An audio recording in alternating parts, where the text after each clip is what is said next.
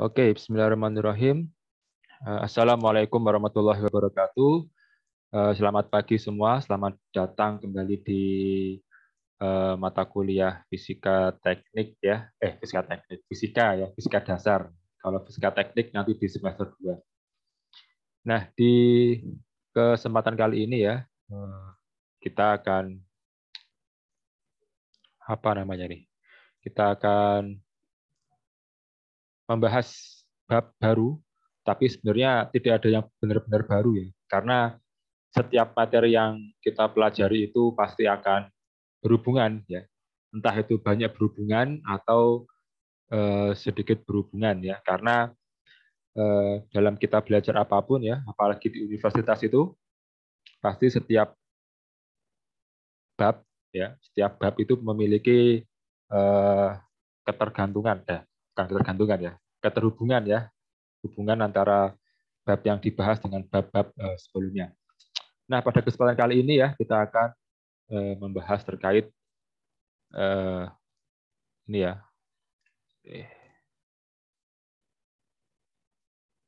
work ya, atau dalam bahasa Indonesia dimaksud dengan kerja ya.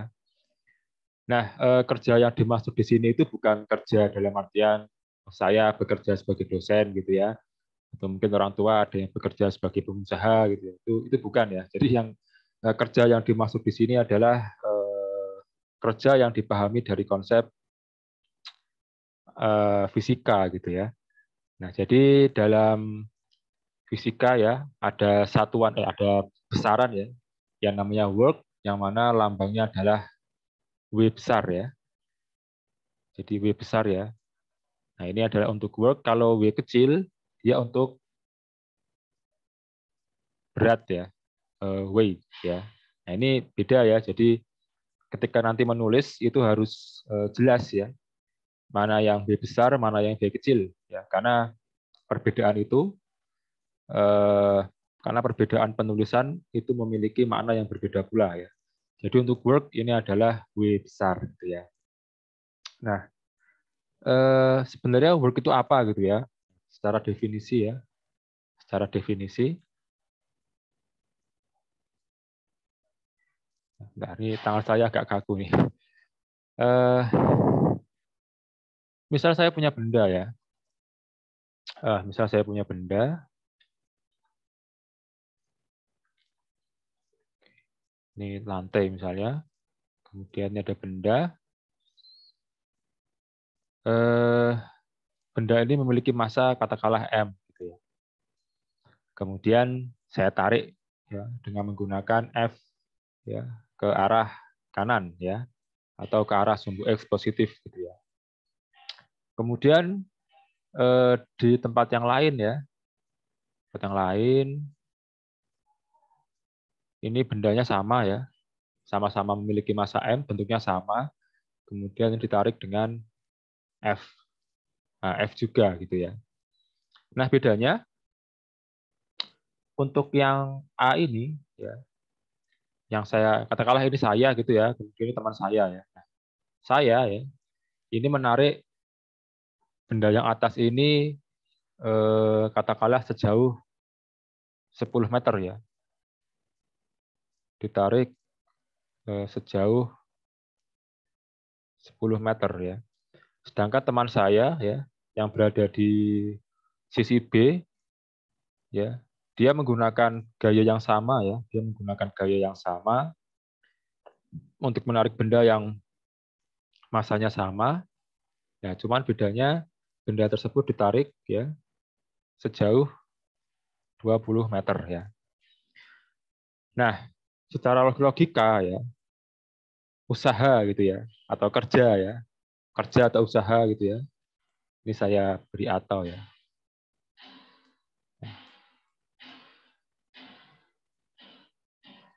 Nah, kerja atau usaha ya, atau work yang saya berikan untuk kondisi A dan teman saya pada kondisi B tentu berbeda ya. Karena yang saya lakukan adalah menarik hanya sejauh 10 meter. Sedangkan teman saya menarik 20 meter. Maka secara logika ya, kalau kita tanya mana yang berusaha lebih keras gitu ya, atau mana yang dia mengeluarkan usaha lebih besar, maka logika kita mengatakan bahwa yang mengeluarkan usaha lebih besar adalah yang B. Ya. Kenapa? Karena dia menarik sejauh 20 meter, lebih jauh daripada saya yang hanya menarik 10 meter. Gitu ya. Nah, konsep inilah yang disebut sebagai usaha gitu ya. Jadi kalau kita tuliskan dalam bentuk rumus ya, rumusnya simpel ya. Jadi W besar ya sama dengan F dikalikan dengan S ya, yang mana S ini adalah perpindahan gitu ya, perpindahan. Nah, jadi kalau misalnya saya disuruh menghitung gitu ya, kok jadi ini? Nah, misalnya saya suruh menghitung gitu ya, yang poin A, berapakah usaha yang dikeluarkan, atau dilakukan ya, jangan dikeluarkan ya, yang dilakukan oleh si A gitu ya. Ya, berarti W kemudian saya tulis A di bawahnya ya untuk mengindikasikan bahwa ini usaha yang dilakukan oleh A gitu ya. Nah, F ya dikalikan dengan S ya. S-nya SA gitu ya. Karena antara SA dan SB beda ya. Berarti WA sama dengan F-nya berapa? Nah, kita misalkan F-nya adalah 10 Newton ya. Nah, misalkan sama-sama 10 Newton ya. Ini 10 Newton. Nah, ini juga 10 Newton gitu ya. Nah, 10 ya dikalikan dengan SA. SA-nya adalah 10 gitu ya. Jawabannya adalah 100. Nah, satuannya berapa? Satuannya apa? Ya, satuannya karena ini F, satuan dari gaya adalah N, sedangkan satuan dari perpindahan adalah meter gitu ya. Kita pakai satuan internasional ya. Jadi jadi satuan daripada daripada usaha atau kerja adalah N kali N. Ya, jadi 100 nm gitu ya. Nah, lalu bagaimana dengan yang B? Ya sama saja ya. Jadi untuk si B ya, maka usaha yang dilakukan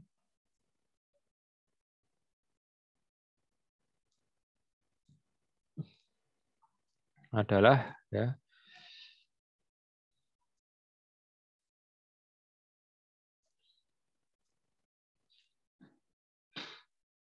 nah berarti usaha pada orang B ya atau si B tadi gayanya menggunakan tetap 10. Nah, cuman bedanya jarak perpindahan ya yang ditempuh adalah 20 meter ya. Berarti 200 nm ya. Nah, dari sini sudah jelas ya. Dari perhitungan juga sudah jelas bahwasannya usaha yang dikeluarkan oleh si B ya itu lebih besar daripada usaha yang dikeluarkan oleh si A gitu ya. Ya, secara logika juga benar gitu ya. Jadi tanpa menghitung pun juga intuisi manusia kita mengatakan bahwa yang lebih jauh itu pasti membutuhkan usaha yang lebih besar gitu ya. Nah, jadi nanti ini juga aplikasinya ya, perhitungan-perhitungan semacam ini itu aplikasinya di nanti ketika kita menghitung berapa energi yang dibutuhkan gitu ya, berapa energi yang dibutuhkan untuk menggerakkan benda gitu ya, katakanlah mobil ya dari Solo ke Semarang misalnya, itu kira-kira membutuhkan berapa energi. Nanti kalau sudah kita tahu ya prediksi penggunaan energinya berapa, kita bisa memprediksi penggunaan bensin gitu ya. Nanti ya mungkin penggunaan bensinnya tidak akan tepat gitu ya, tapi kan setidaknya bisa melakukan perhitungan yang lebih tepat gitu ya, karena ya dari Solo ke Semarang pasti tidak tidak mulus gitu ya, kadang bensinnya kadang mobil berhenti gitu ya, berhenti di lampu merah atau macet itu kan mesin tetap nyala gitu ya, mesin tetap nyala kan pasti menggunakan bensin gitu ya. Nah, tapi setidak-tidaknya dengan kita mengetahui berapa jumlah usaha yang diperlukan untuk menggerakkan suatu benda dari titik satu ke titik selanjutnya, ya, itu kita bisa nanti mengira-ngira ya, kira-kira kebutuhan energinya berapa, dia nanti kebutuhan bahan bakarnya berapa gitu ya. Oke, gitu ya. Nah, ini adalah konsep daripada usaha gitu ya. Nah, kemudian ya usaha atau work ya atau usaha itu adalah bentuk daripada energi. Ya, jadi tadi ya ditulis bahwasannya si A itu berusaha sebesar 100 Newton meter, sedangkan si B dia berusaha sebesar 200 Newton meter. Nah, 100 Newton meter ya, jadi ada 100 Newton meter, kemudian ada 200 Newton meter. Nah, ini semuanya adalah angka yang menunjukkan energi, ya. Angka yang menunjukkan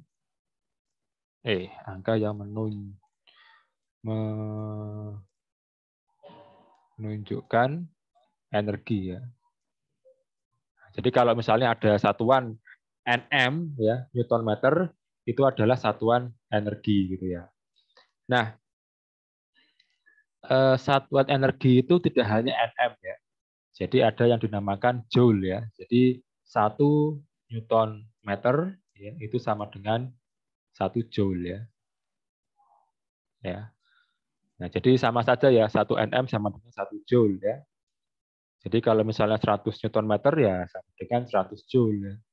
100 Newton meter sama dengan 100 joule ya. Kalau 200 berarti juga sama 200 joule ya. Nah, itu satuan internasional ya. Jadi tidak hanya Nm ya, tapi juga joule gitu ya. Nah, kemudian tidak hanya ini lagi ya. Jadi ada satuan lagi yang perlu kita ketahui, ya ini 1 kalori ya. Kalori ya. Jadi 1 kalori ya, gini aja deh, satuan kalori gitu ya. Kalori ya. Atau kalori ya dalam bahasa Indonesia. Itu satuannya kalau ditulis itu hanya CAL ya. Jadi 1 CAL sama dengan 4,2 joule ya. Nah, ini juga sesuatu yang perlu kita hafal ya. Jadi 1 Newton meter sama dengan 1 joule ya. Kemudian 1 kalori ya sama dengan 4,2 joule gitu ya. Nah, kemudian kalori itu apa sih gitu ya? Jadi sebenarnya ada ceritanya ya. Kenapa kok kalori ini bisa muncul sebagai satuan sebagai satuan energi ya. Padahal kan sudah enak ya. Mbok Yuda pakai joule aja, dari Nm ke joule kan sama ya. 1 Nm sama dengan 1 joule. Nah, ini 1 kalori sama dengan 4,2 joule. Jadi nambah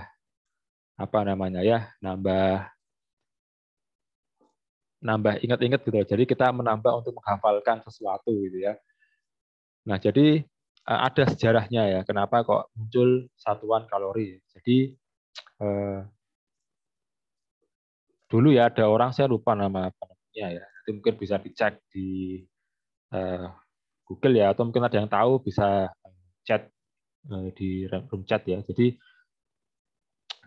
ini misalnya ada panci gitu ya, ada panci atau wajan atau apalah untuk masak gitu. Kemudian di dalamnya sini ada air ya. Nah, massa daripada air ini adalah 1 gram ya. Kemudian dipanasi gitu ya. Dimasak gitu ya, pakai kompor. Nah, karena panas, ini kan panas ya. Atau heat gitu ya. Nah, panas atau heat ini adalah salah satu bentuk energi gitu ya. Kan energi bisa macam-macam ya. Ada energi panas, ada energi apalagi ya, energi listrik gitu ya, macam-macam ya. Nah, kalau ini bentuknya adalah energi panas gitu ya, atau heat gitu ya. Nah, ini juga dalam bentuk energi. Kemudian energi panas itu digunakan untuk memanaskan air gitu ya. air yang bermassa 1 gram. Nah, ini adalah air yang bermassa 1 gram. Nah, pasti kalau air itu dipanasi, suhunya akan naik gitu ya. Itu pasti akan naik gitu ya. Dipanasi dalam kurun waktu tertentu tentunya ya. Bukan cuma dipanasi kemudian dimatikan apinya. Enggak, pasti ya kalau itu tidak akan naik signifikan. Tapi itu dipanasi dalam kurun waktu tertentu sampai pada akhirnya suhu air 1 gram ini ya dia naik suhunya sebesar 1 derajat Kelvin ya atau 1 derajat Celcius. 1 Kelvin atau 1 derajat Celcius ya. Jadi dia akan naik. Kalau di Indonesia kan kita pakainya Celcius ya. Nah, suhunya naik gitu ya. Naik sebesar gimana nih gambarnya? Suhu naik gitu ya. Sebesar 1 derajat Celcius ya. Dan proses pemanasan air ini dilakukan di sebuah tempat dengan tekanan atmosfer ya. Tekanan atmosfer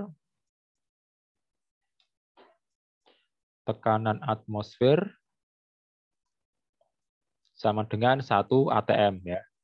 Nah, tekanan 1 atm ini ada di atas permukaan laut gitu ya. Jadi kan namanya fisika itu kan harus ada acuannya gitu ya. Jadi kegiatan memasak air ini ya, itu dilakukan di sebuah ruangan dengan tekanan 1 atmosfer ya. Sebenarnya untuk mendapatkan tekanan 1 atmosfer tidak perlu di ruangan ya. Intinya di atas permukaan laut lah atau di sebuah daratan yang dia tingginya itu sama ya seperti permukaan laut yang mungkin bisa di pinggir pantai gitu ya. Karena setiap tempat itu kan ketinggiannya beda-beda. Ya. Tempat dengan ketinggian yang berbeda-beda itu memiliki tekanan atmosfer itu berbeda-beda ya. Kita semakin ke atas tekanannya semakin kecil gitu ya. Nah, jadi proses memasak ini ya dilakukan pada tekanan 1 atmosfer. Nah, tadi kan dipanasi gitu ya. Air apa dipanasi kemudian air yang masanya 1 gram ini dia suhunya naik sebesar 1 derajat Celcius gitu ya. Yang dilakukan pada tekanan atmosfer 1 atm. Nah, energi gitu ya, energi yang digunakan untuk melakukan hal ini ya, itu ternyata kalau dihitung ya, itu sebesar energi yang diperlukan ya adalah sebesar 4,2 Joule gitu ya. Nah, inilah yang mendasari kenapa muncul 1 kalori ya. Jadi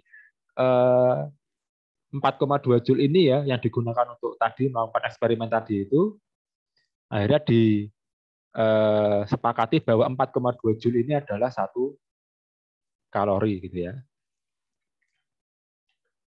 1 kalori. Nah, 1 kalori gitu ya. Nah, ini biasanya nanti digunakan untuk fluida gitu ya. Energi-energi yang berasal dari fluida. Fluida itu cairan lah ya. Gampangannya cairan gitu ya.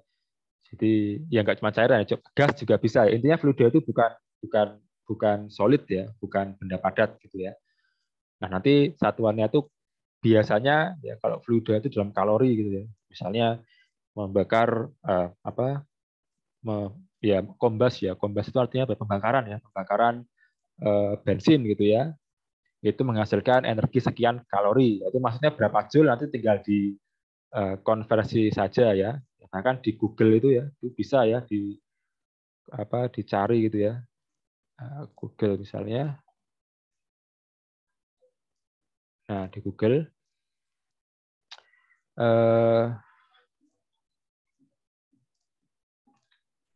nah ini ya, ada langsung ya. Nah, tapi ini kilokalori ya, diganti ke nggak ada kalori ya. Ya kalau kilokalori berarti nanti jadi 1 kilokalori itu kan ada kilonya ya, berarti 1.000 gitu ya. Ya atau nanti dicari di mana lah. Nah, ini ada ya, kaldu. Nah ini ya, misalnya, nah ini ya. Ya sebenarnya angkanya ini ya 4,1868 ya. Tapi kadang-kadang dibulatkan jadi 4,2 ya. Mungkin saya akan tulis di sini ya atau 4,1864 ya. 1868 ya. 1868 Joule. Ya ini kalau versi lengkapnya ya. Tapi kalau dibulatkan dia akan menjadi 4,2 Joule. Ya, jadi itu ya cara mengkonversi ya dari Joule ke kalori atau dari kalori ke Joule, dan sejarah kenapa muncul satuan kalori itu diceritakan tadi ya, bahwa ada orang yang masak air, ya, air murni ya, ini air murni dengan massa 1 gram di tekanan atmosfer 1 atm yang menyebabkan suhunya naik sebesar 1 derajat Celcius gitu ya. Oke ya, jadi itu adalah konsep daripada work ya, atau usaha ya. Jadi W sama dengan F dikalikan dengan S ya. Oke, mungkin sebelum saya lanjutkan, mungkin ada yang ingin bertanya ya, bisa lewat chat atau bisa langsung ya. Ini saya. Nah, sekarang udah bisa kalau mau unmute sendiri ya. Silakan kalau ada yang ingin bertanya, saya kasih waktu. Kalau tidak ada, kita lanjutkan ya. Ini agak santai ya, tidak seperti yang kemarin saya harus kebut karena ngejar rapat dan juga ngejar materi gitu ya. Oke, silahkan kalau ada yang ingin bertanya.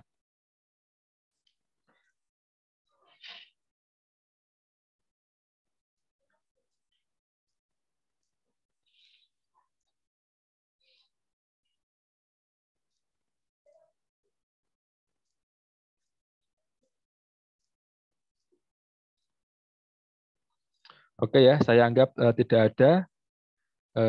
Kita lanjutkan lagi ya. Ini saya set dulu untuk mute-nya tidak bisa di unmute ya.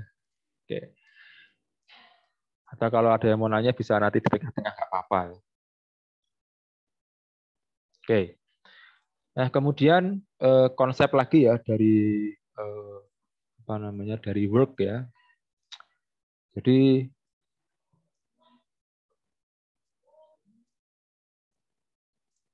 oke, sebentar ya, ada telepon.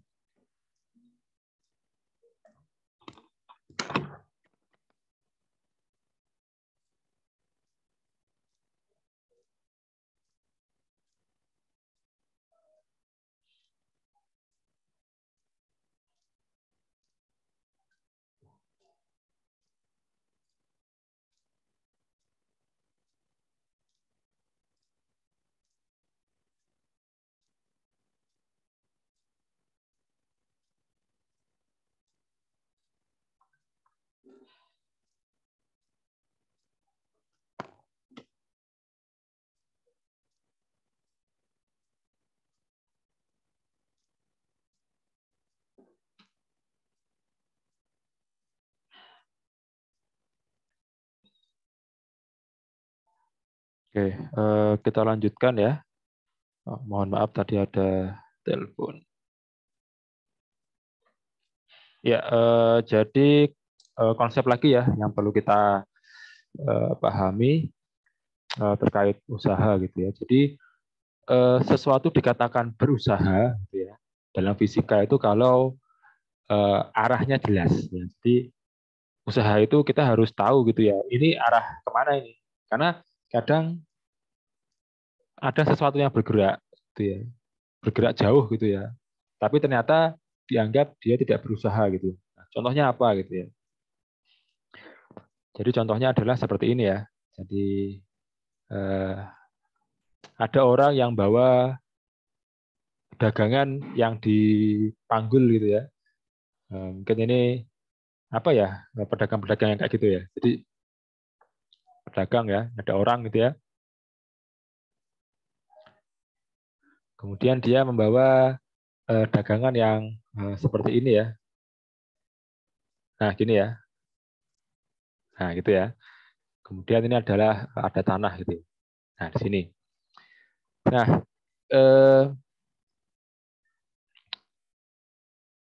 kemudian jarak antara ini ya, apa sih namanya? Dagangannya gitu ya. Dagangannya adalah dengan tanah gitu ya. Dengan tanah adalah katakanlah 20 cm ya. Jadi si bapak ini ya, dia senantiasa menjaga dagangannya itu memiliki space gitu ya, antara dagangan dia dengan tanah itu 20 cm. Ya. Kemudian bapak ini dia muter-muter di kampung gitu ya, dan ternyata atau gini aja deh, bukan muter-muter ya, dia bergerak gitu ya, dia bergerak dan gampang bayanginnya dari titik A ke titik B ya, yang mana titik A dan titik B ini adalah perpindahannya ya sejauh katakanlah 100 meter. Nah,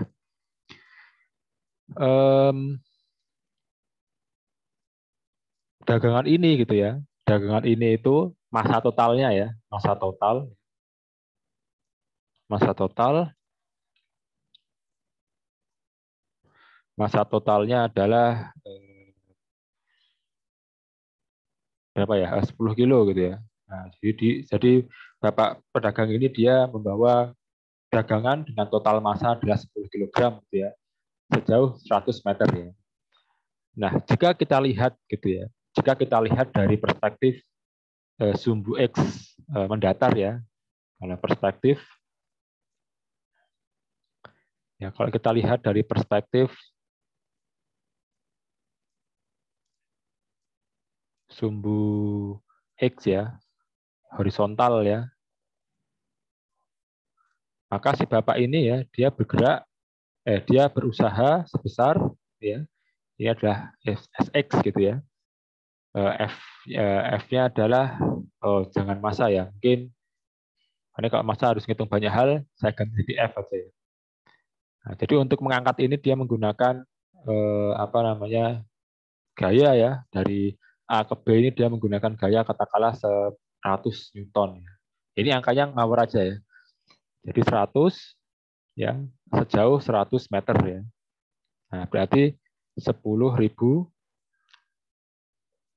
Newton meter ya, atau 10 kilo Newton meter gitu ya. Nah, ini adalah usaha yang dikeluarkan oleh Bapak itu dalam sumbu mendatar gitu ya. Nah, tapi kalau kita lihat dalam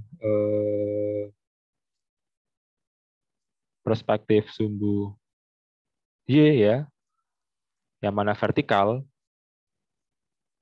ya, vertikal dagangannya ini ya. Si Bapak ini tidak melakukan usaha gitu ya. Kenapa? Karena S-nya ini adalah 0 ya. SY-nya ini adalah 0. Kenapa? Ya, karena si Bapak ini senantiasa melakukan atau menjaga jaraknya adalah 20 cm. Jadi tidak ada perubahan gitu ya. Kecuali ya si Bapak ini dia mengangkat dagangannya lebih tinggi ya, dari 20 cm ya. Jadi katakanlah awalnya 20 cm, kemudian Bapak ini mengangkat sampai 40 cm ya. Maka 40 dikurangi 20 itulah perpindahannya. Sehingga ada perpindahan yang menyebabkan gaya itu dianggap sebagai usaha. Nah, tapi si Bapak ini ya dia senantiasa menjaga agar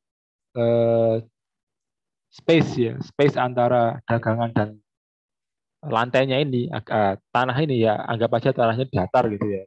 Dia tetap 20 cm, jadi tidak ada perubahan. Walaupun dia ada di angka 20 cm, tapi karena dia tidak melakukan gerak gitu ya, atau dia tidak mengangkat dagangan ini lebih tinggi, ya, yang mana tidak menyebabkan adanya perpindahan, ya, maka gaya yang dia berikan itu sama saja, atau gaya yang dia berikan itu tidak dianggap sebagai usaha ya, atau tidak dianggap sebagai work gitu ya. Nah, jadi kalau kita lihat dari perspektif mendatar ya, dari A ke B ya, si Bapak ini melakukan usaha gitu ya, yang mana besarnya ada 10 kilo Newton meter ya, atau 10 kilojoule gitu ya, atau 10 kilojoule ya.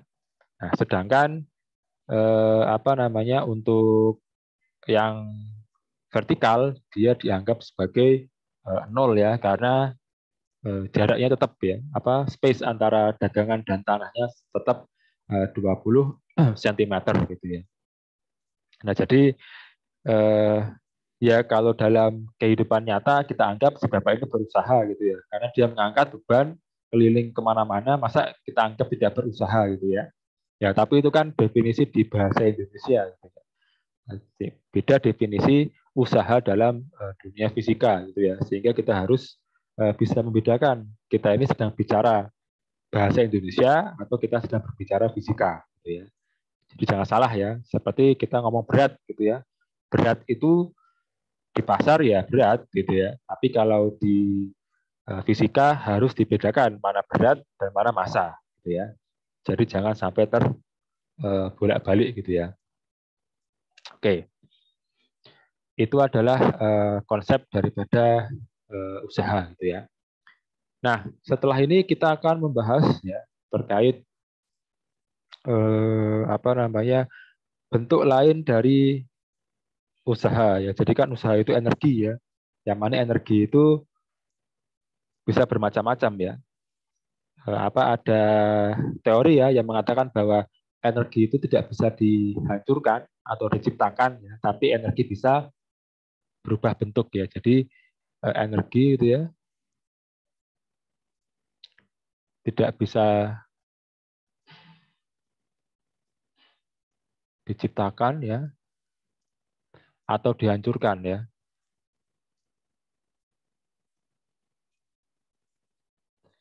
Tapi dia bisa berubah bentuk ya, tapi bisa berubah bentuk ya. Nah, karena kita ini membahas fisika dasar ya, yang mana kebanyakan temanya adalah fisika mekanika, fisika yang bergerak gitu ya. Karena ada fisika-fisika yang kita ya yang bergerak juga, tapi kita tidak bisa melihatnya secara langsung gitu ya. Nah, nanti kita akan belajar di fisika teknik ya di semester 2 itu nanti fisikanya berupa fisika panas ya, kemudian fisika listrik. Itu kan sesuatu yang susah untuk dilihat dengan mata telanjang gitu ya. Tapi kalau fisika mekanika itu kita masih bisa membayangkan karena hal-hal yang terjadi itu masih bisa kita lihat secara langsung gitu ya. Nah, jadi ada yang namanya dalam fisika mekanika ya, energi potensial ya, dan ada yang namanya energi kinetik ya. Nah, energi potensial itu ditentukan oleh posisi benda ya.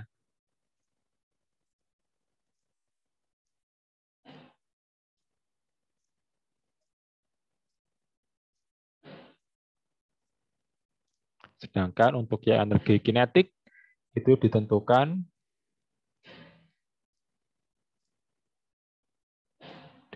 oleh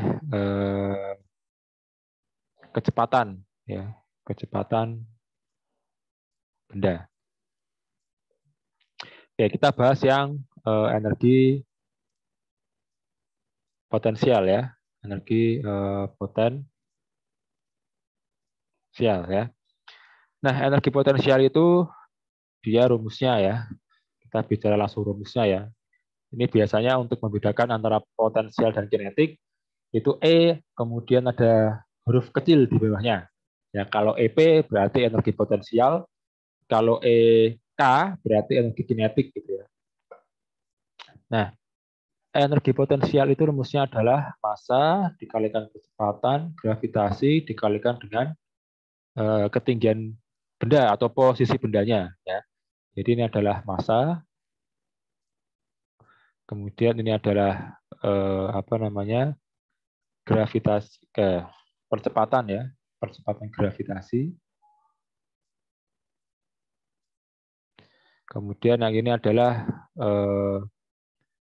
ketinggian benda ya.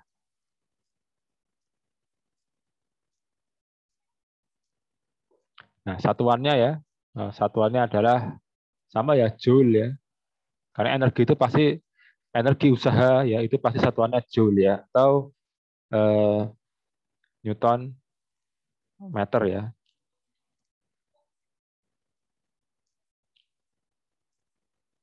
Nah, atau Newton meter gitu ya. Nanti kalau ditanyakan dalam bentuk kalori, ya tinggal diubah gitu ya. Dengan hubungan tadi ya, 1 kalori sama dengan 4,2 joule gitu ya. Nah, itu rumusnya gitu ya. Nah, jadi penerapannya gimana gitu ya. Jadi penerapannya adalah ya simple gitu ya. Misalnya ada benda gitu ya, ada benda bermasa 5 kg misalnya. Ini benda gitu ya. Kemudian ini ada tanah gitu ya, yang mana posisi antara benda dan tanah itu adalah misalnya 10 meter ya. Dengan percepatan gravitasi biar gampang hitungnya kita anggap 10 ya, walaupun 9,8 ya, tapi ya kita anggap 10 nggak apalah. 10 meter per second kuadrat ya. Maka energi potensialnya adalah nah tinggal semuanya dikalikan gitu ya. Massa dikalikan percepatan gravitasi dikalikan dengan ketinggian. Ya. Maka tinggal kita masukkan informasi yang kita miliki, massanya adalah 5, kemudian percepatan gravitasinya adalah 10, dan H atau posisi benda terhadap lantai ya, adalah lantai gitu, adalah 10 ya. Berarti dia 500 Joule gitu ya, atau 500 Newton meter gitu ya. Nah, berarti kalau dari sini ya, kita bisa memberikan kesimpulan ya bahwa ketika benda itu memiliki ketinggian yang lebih tinggi, ya, katakanlah tadi ini kan dia 10 meter gitu ya. Kalau misalnya benda itu kita naikkan lagi sampai katakanlah 20 meter, maka energinya juga akan lebih besar gitu ya. Nah, logika kita bisa membayangkan itu gitu ya. Jadi anggaplah gitu ya, kita punya benda seberat 5 kg. Kita jatuhkan dari 10 meter dengan kita jatuhkan dari 20 meter ya. Maka potensi yang merusak, potensi yang lebih besar ya dalam hal merusak lantai itu yang mana? Nah, itu kan bisa kita jawab. Oh, yang lebih tinggi gitu kan. Nah, naluri kita ya. Jadi Allah sudah memberikan kepada kita naluri berupa pengetahuan fisika gitu ya. Ya pasti yang lebih tinggi, yang lebih berpotensi merusak gitu ya. Berpotensi merusak. Walaupun mungkin dulu kita tidak begitu tahu ya angkanya berapa sih, semerusak apa sih gitu kan, semerusak apa sih kok bisa sampai kalau dijatuhkan dari 20 meter itu lebih merusak daripada 10 meter. Ya hitungannya kayak gini tadi gitu ya. Massa dikalikan dengan percepatan gravitasi ya, kemudian dikalikan dengan posisi benda itu gitu ya. Nah, tapi perlu kita pahami ya bahwa energi potensial itu adalah masih dalam bentuk potensi ya. Jadi namanya juga potensial ya. Ibaratnya ada orang ya dia berpotensi atau misal Liverpool gitu ya berpotensi menjuarai Piala Dunia klub gitu ya. Tapi kan itu berpotensi gitu ya.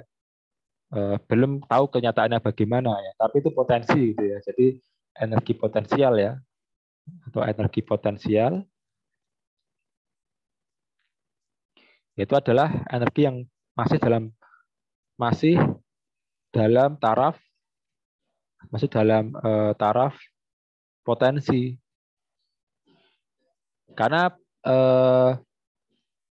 energi potensial itu adalah hanya berhenti pada posisi benda ya. Jadi saya punya benda 5 kg sejauh 10 meter dari tanah. Nah, itu dia memiliki potensi energi ya sebesar itu tadi ya 500 joule ya. Tapi dia potensi karena benda itu tidak saya lepas gitu. Nah, nanti ketika benda itu saya lepas, maka benda itu akan bergerak ya. Nah, pergerakan dari benda itu akan menciptakan sebuah energi baru gitu ya yang dinamakan dengan energi kinetik gitu ya. Jadi kalau energi kinetik itu bendanya dia dalam posisi bergerak ya. Sehingga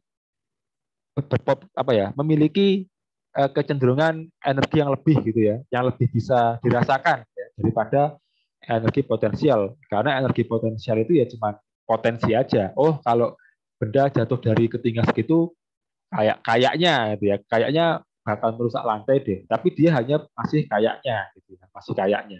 Karena bendanya belum bergerak. Nah, tapi nanti di energi kinetik ya, benda itu akan bergerak yang mana lebih kerasa lagi itu energinya gitu ya. Nah, oke, kita langsung ke energi kinetik gitu ya. Kinetik ya. B berarti ya. energi kinetik.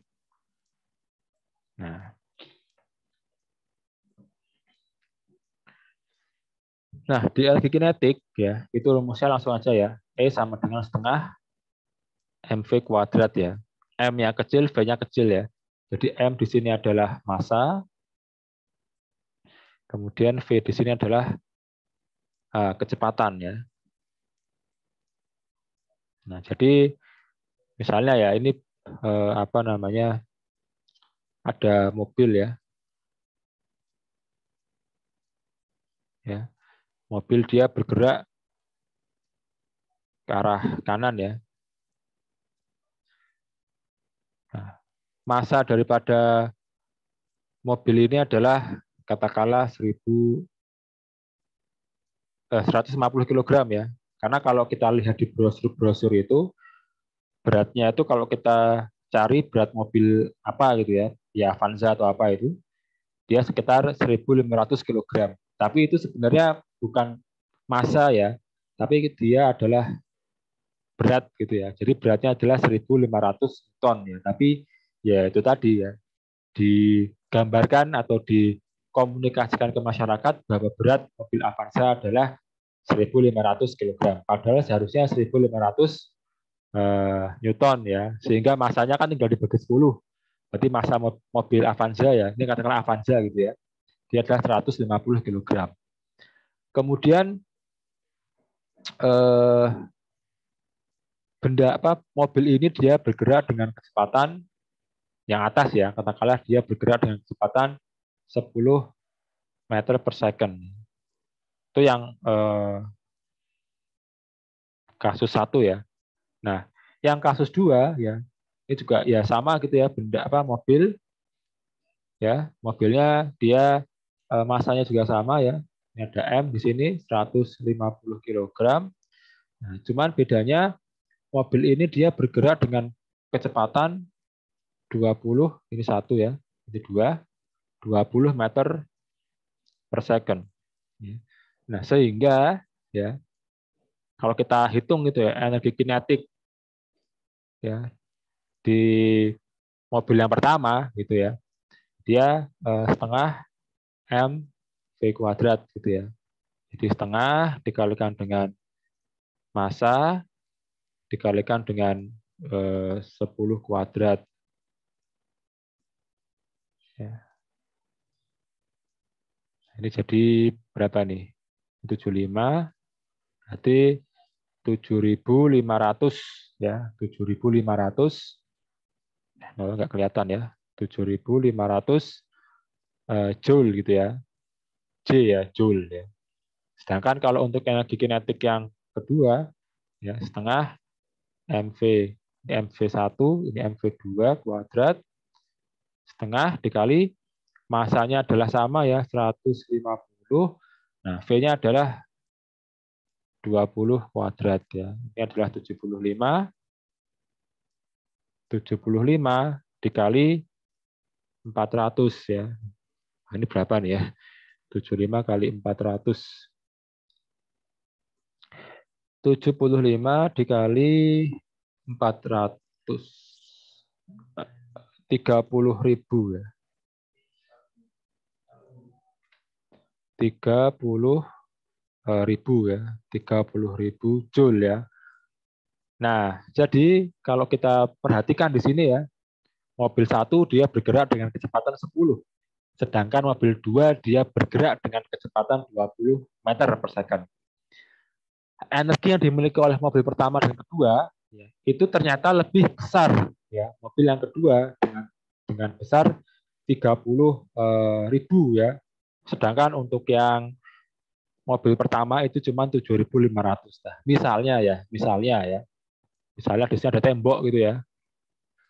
Nah, ini bisa ada tembok ya. Ada tembok ya. Juga ada tembok ya.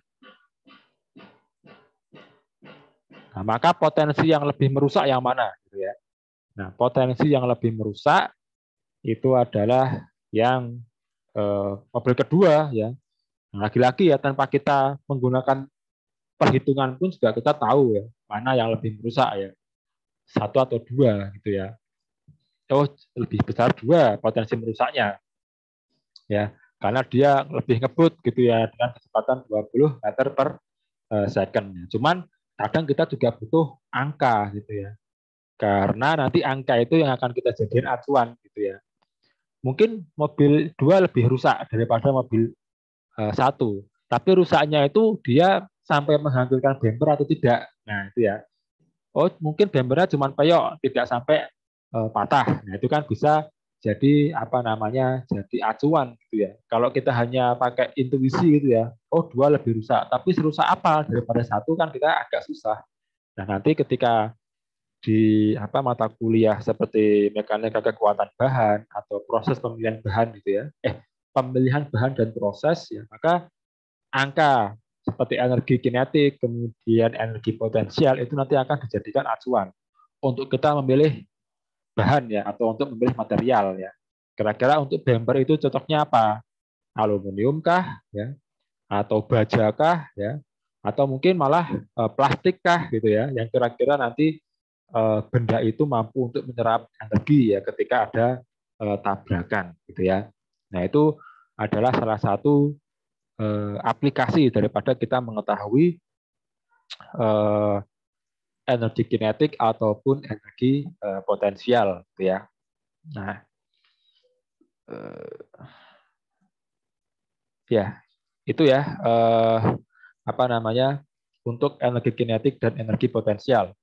Nah, setelah ini akan ada energi mekanik ya dan merupakan terakhir ya materi pada pagi hari ini. Oke, sebelum saya lanjut ke energi mekanik, mungkin ada yang ingin bertanya, saya persilahkan bisa mulai dari chat atau saya aktifkan dulu ya. Atau kalau misalnya mau dari mikrofon ya silahkan. Oke, saya tunggu ya kalau mau ada yang bertanya.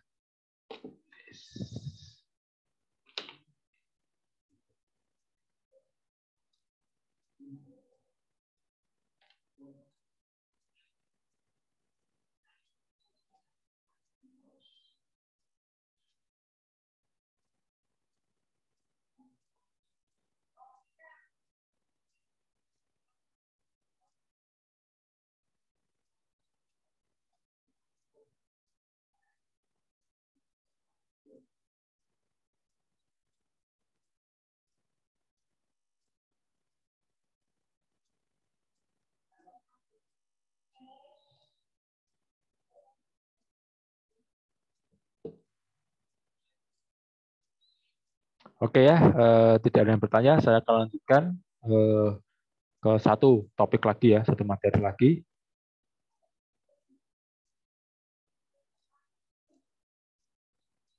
yaitu terkait energi mekanik ya.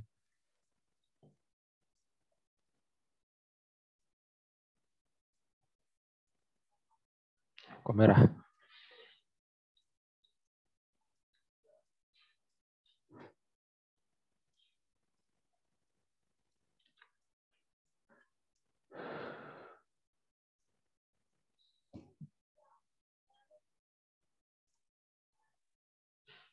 Energi mekanik ya.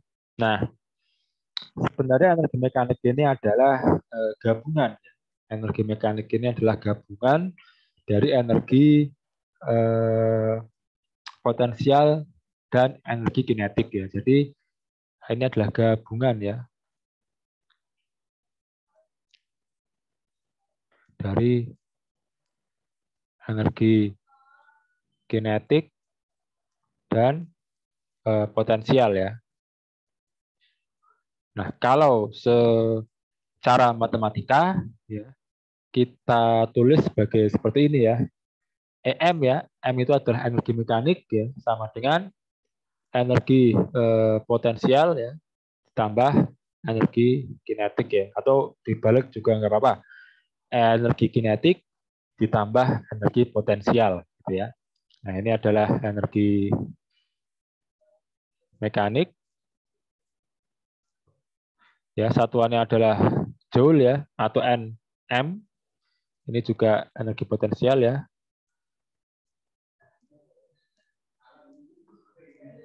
Ini joule ya. Kemudian ini energi kinetik ya. Kinetik. Ini juga joule ya. Jadi dalam fisika itu sesuatu bisa ditambahkan kalau satuannya sama. Ya, jadi energi sama energi itu bisa ditambahkan. Tapi energi dengan gaya itu nggak bisa. Karena energi joule, sedangkan gaya satuannya adalah Newton. Nah, itu nggak bisa ditambahkan. Jadi harus ada kesetaraan ya. Jadi bisa ditambah, bisa dikurang kalau besaran itu memiliki satuan yang sama. Tapi kalau misalnya besaran itu berbeda satuan, maka dia tidak bisa ditambah ataupun dikurang. Ya, bisanya hanya dikali atau dibagi gitu ya. Nah jadi contohnya itu ya, ini emang paling gampang kalau kita menggunakan contoh soal ya. Jadi ini misalnya adalah tanah ya. Kemudian di sini ada bola ya. Nah, masanya adalah 2 kg. Kemudian percepatan gravitasinya adalah 10 meter per second kuadrat. Nah, kemudian posisi benda ini ya adalah berapa ya? 10 meter aja deh ya, 10 meter ya. Jadi benda bola ini dia ada di posisi 10 meter dari tanah. Nah, pertanyaannya adalah gitu ya. Pertanyaannya adalah berapa gitu ya. Ini pertanyaan. Nah, jadi kan benda ini kan kita lepas gitu ya dari atas ke bawah. Nah, ketika benda itu akan menyentuh ya. Ketika benda ini akan menyentuh tanah ya. Jadi dia belum menyentuh, tapi akan ya. Jadi hanya menyisakan sedikit space antara tanah dan bola ya. Jadi dia hanya tipis gitu ya. Nah, ini misalnya bendanya di sini ya. Nah, ini tipis ya. Dia belum menyentuh tanah, tapi akan sangat ya, akan menyentuh tanah tapi tipis gitu ya. Nah, ini yang jadi pertanyaan adalah berapa kecepatan ya saat akan menyentuh tanah ya. Di pertanyaan pertama ya. Pertanyaan pertama, berapakah kecepatan benda saat akan ya. Karena saat akan ya, jadi belum menyentuh ya. Karena kalau menyentuh tanah pasti kecepatannya sudah pasti nol gitu ya. Berapakah kecepatan benda saat akan menyentuh tanah? Nah, jadi untuk bisa mengetahui konsep ini kita harus berangkat dari konsep energi mekanik ya. Jadi ketika ini saya gambar sebagai posisi 1 ya. Kemudian ini adalah posisi 2 ya. Nah,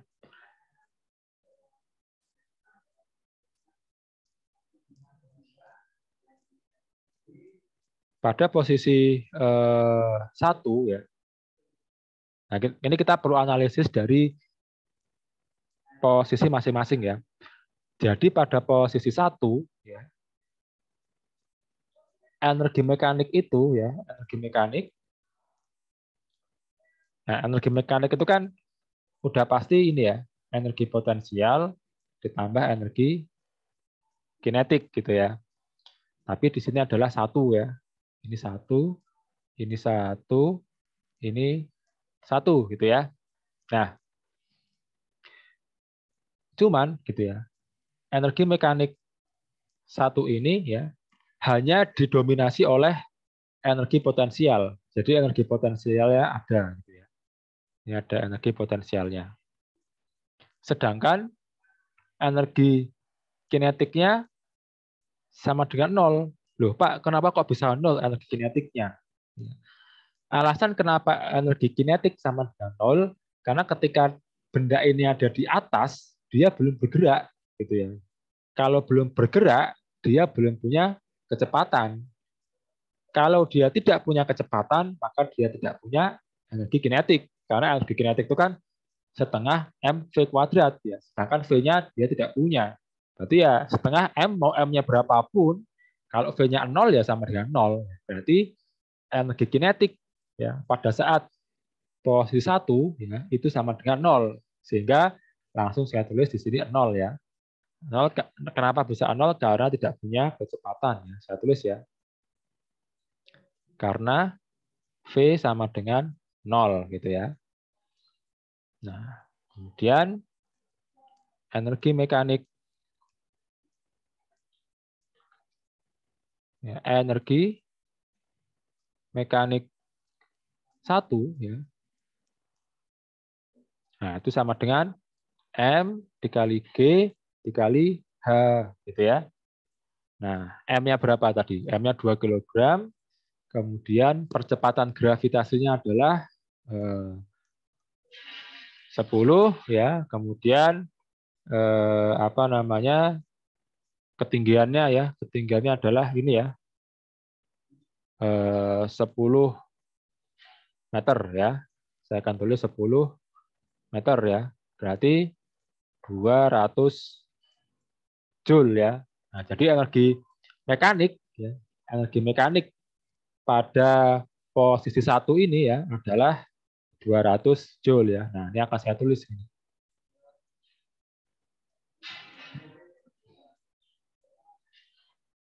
Sama dengan 200 joule. Nah, kemudian sekarang kita akan mencari kecepatan di sini gitu ya, kecepatan di sini. Nah, energi mekanik ya itu dimanapun sama ya, besarnya sama. Jadi energi mekanik pada titik 1 itu sama dengan energi mekanik pada titik 2. Jadi energi itu tidak bisa hilang ya. Dia hanya berubah bentuk aja gitu ya.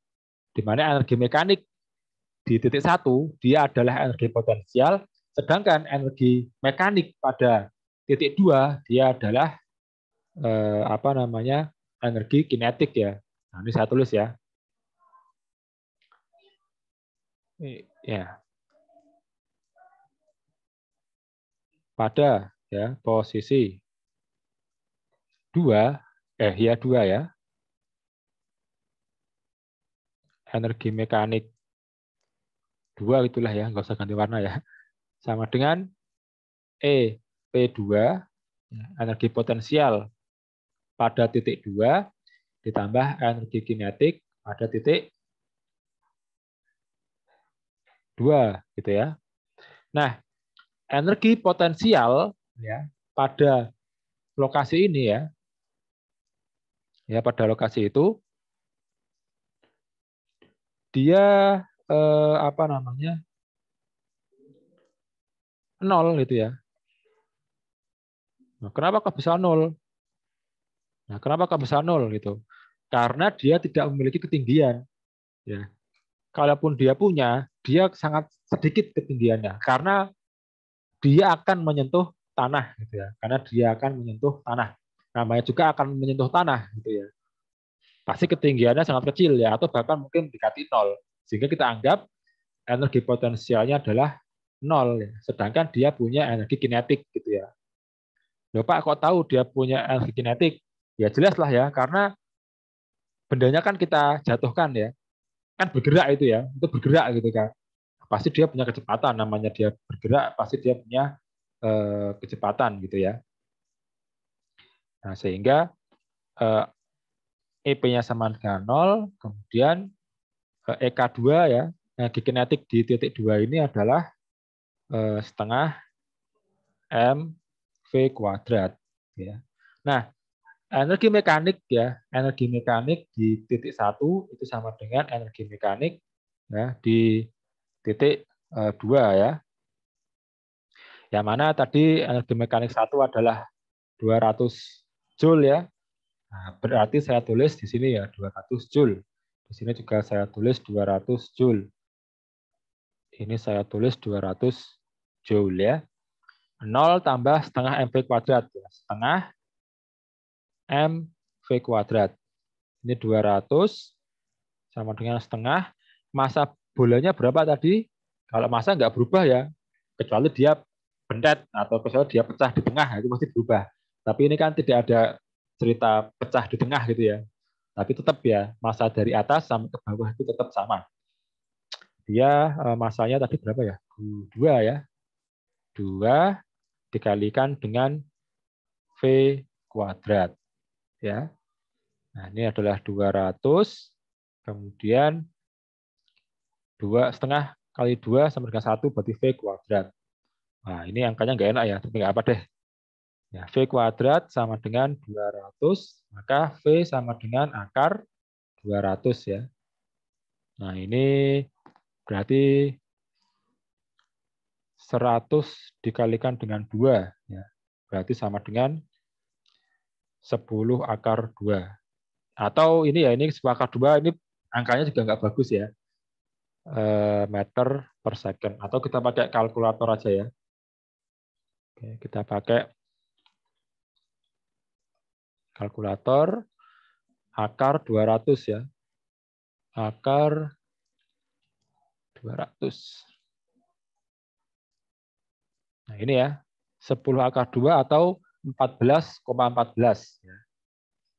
14,14 meter per second. Nah, ini adalah kecepatan, kok jelek benar. 14,14 meter per second. Nah, ini adalah kecepatan saat benda itu akan menyentuh tanah gitu ya. Nah, jadi bisa berubah gitu ya. Dari energi potensial yang awalnya energi potensial, dia bisa berubah menjadi energi kinetik gitu ya. Asalkan kita lepas gitu ya. Kalau kita cuma tahan di atas ya dia hanya sebagai potensi aja. Dia cuma bisa berpotensi memiliki energi sekian joule gitu ya. Nah, ketika kita akan lepas, maka muncullah kecepatan gitu ya. Nah, kecepatan itulah yang menyebabkan adanya perubahan dari energi potensial ya menuju energi kinetik ya. Nah, ini juga saya tulis ya, EM2 itu sama dengan 200 Joule. Ya. Ya oke ya, itu adalah materi untuk pagi sampai siang hari ini ya.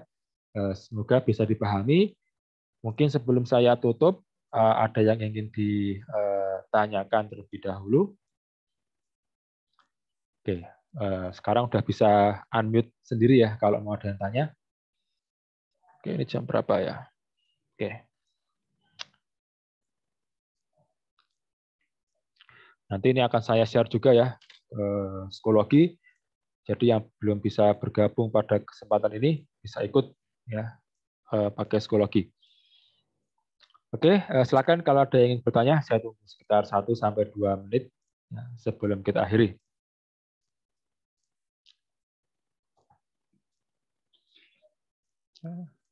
Saya jam 10 ada ketemu orang di rektorat.